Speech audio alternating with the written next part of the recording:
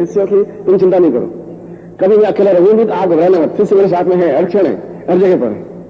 ऐसी एक घटना शिमला में एक बार शिविर लगाया था। शिविर लगाया तो निर्मल को मैंने कहा कि तो शिविर लगाते हैं, तो 28 तारीख को शिविर है और शिमला थोड़ा घूमेंगे, पत्नी बच्चे साथ में ले लेते हैं। और वो बेचारे कभी एहसास नहीं करते कि मेरे फादर पिताजी हैं, तो उनको कभी मैं पितृत्व भी दूं, साथ में घुमाऊं।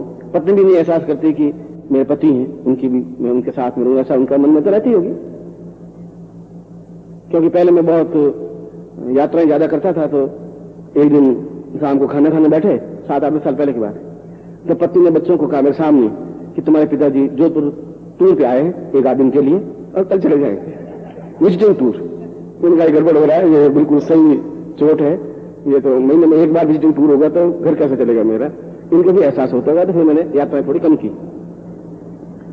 कोशिश करते हैं गर्मी में बच्चों को ले जाएं, कभी किसी को पत्नी हो, तो मैंने उसको कहा, मैंने देख 28 तारीख को शिविर है, मैं आऊंगा 21 तारीख को, किसी को कुछ कहना ही नहीं है कि गुरुजी आए, और मैं भी पाजामा पहने हुए थोड़ा घूमूंगा, धोती वोती पहनूंगा नहीं, और तू होटल वहां फिट कर लेना, फिक्स कर ले।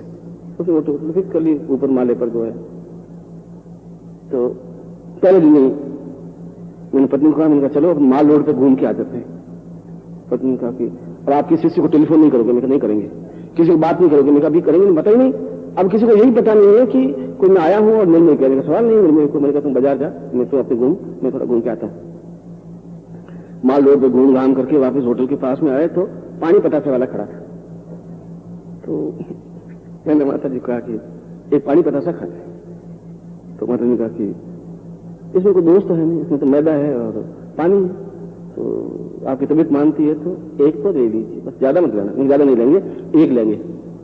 तो वो पानी में बैठा ही था, तो मैंने कहा भाई पानी पतासा बना दे, और ले रहे थे। उस बेचारे ने मेरे पाजामा पहना हुआ, तो पानी पतासा एक होता है ऐसा गोल गोल सा होता है, उसमें पानी भरते हैं, और वो लेकर के और दोना दिया। दोनों में अरविंद लड़का था, उसने भी 2-3-4 पतासे लिए होंगे। एक मैंने लिया, एक लड़की साथ में थी, गुड्डी थी, उसने लिया। माध्यम का मैं तो नहीं लूंगी, तुम्हारी मर्जी। ये जीवन में भोग भी भोगनी चाहिए, आनंद लेना चाहिए। तुम गोलगप्पे खाने का आनंद होता है, तुम कब सीखोगे इस चीज को? नहीं अच्छी बात। अब वो आनंद लिया, एक लड़का ताक रहा था सर के उस पार खड़ा। मैंने डाउट तो हुआ, मेरे साला ये खतरा है, सारी को गड़बड़ जरूर करेगा ये। पर तो गड़बड़ करेगा कहाँ? एक तो मैंने इसको पहचान कर चेहरे से तो थोड़ा बहुत तो दिखेगा, और एक मेरा पाजामा पहना हुआ, तो फिर कैसे समझे गुरुजी पाजामा थोड़े पहनते, पहन नहीं सकते। तो ये लिया और ऐसा वो बेचारा बनाया। उसने पहले अरविंद को दिया, फिर गुड्डी को दिया, फिर मैंने लिया, और लेकर के जो उठाया वहां से तीर के तो दौड़ा, और फिर गुड्डे और सड़क पर लेट गया। और पता था तो आपने, अब फेंको भी नहीं। अब वो एकदम से उठा। मैंने कहा आप गुरुदेव ही है पक्का हो? मैं ताक रहा था, गुरुदेव कैसे हो सकते हैं? गुरुदेव गोलगप्पे कैसे खा सकते हैं? फिर मन ने कहा कि नहीं ये गुरुदेव है। फिर मेरे मन ने कहा कि अरे गुरुदेव नहीं भी हो सकते, सारा तो कुछ गड़बड़ करेगा तो पाजामा पहने हुए गुरुदेव कैसे हो सकते? पर मेरे मन ने कहा नहीं, तो ठीक सोच रहा है, ये गुरुदेव है। और गुरुदेव आप कैसे आए? मैं ऐसा कर खड़ा, ये देख पानी पता चले, फिर तो इसको खा ले। भाग क्या मेरे तेरे से बनाया था भैया, वो आया पुलिस ने कहा कोई सागरा बाकी थे मेरा, तो उसको खा। क्यों मुझे आप आए, मेरे शिमला में आए, आप चिंता मत करिए, मैं हूं, मैं तो से आपके पास आया था। तो से बाद में आया नहीं, बाद में आएंगे गुरुजी, पर आप देखिए मैं पहचान लिया, नहीं पहचान लिया, तो तुमने बहुत अच्छा किया और तेरी बहुत कृपा है।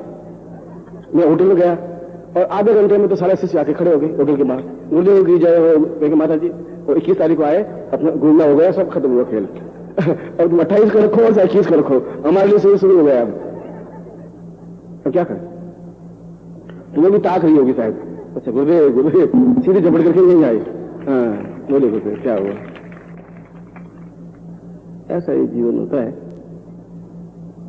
मैंने चलो इस जीवन का भी कोई आनंद होगा, जीवन का कोई होगा, पूर्व जन्म का कोई हिसाब किताब आपका मेरा, इसलिए अकेला मैं नहीं रह सकता। और बहुत कोशिश भी करता हूं कि आपसे अड़ करके थोड़ा सा कहीं 2-4 दिन बिताएं, इसलिए कि थोड़ा सा रेस्ट मिले। आपका प्यार है, आप वो आधे घंटे में जितने टेलीफोन किया वो सब दौड़ के से आएंगे बेचारे, उनका एक धर्म कर्तव्य भी है और अच्छा भी है।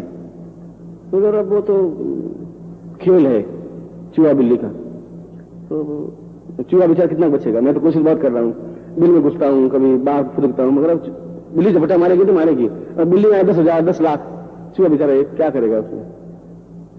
फिर भी आप लोगों से मुझे प्यार है, बहुत प्यार है, बहुत स्नेह है, बहुत अच्छे स्नेह है।